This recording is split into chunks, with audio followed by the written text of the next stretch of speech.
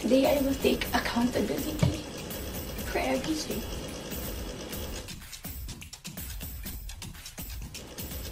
Nagkamali ako, and I want to say sorry.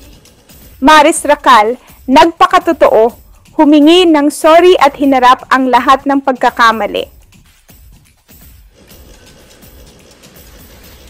It all started last June of 2024. OMG!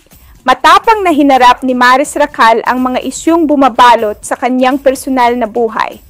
Was this brewing attraction between Anthony and I? Nadala ako sa emotions ko. And I knew that was wrong. Sa wakas, nagsalita na ang aktres at inamin ang mga pagkakamali niya sa gitna ng kontrobersya.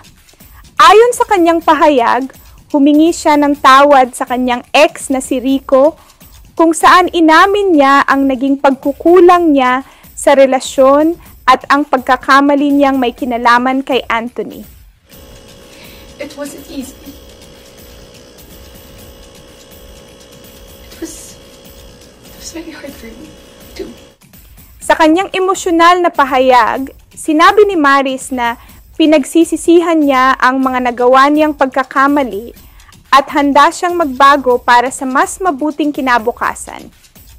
Umani ito ng sari-saring reaksyon mula sa netizens. I announced the breakup. The reason why I became so emotional during the interview because I was holding back a truth. May mga sumuporta, may mga bumatikos, pero marami ang humanga sa kanyang lakas ng loob na magsalita.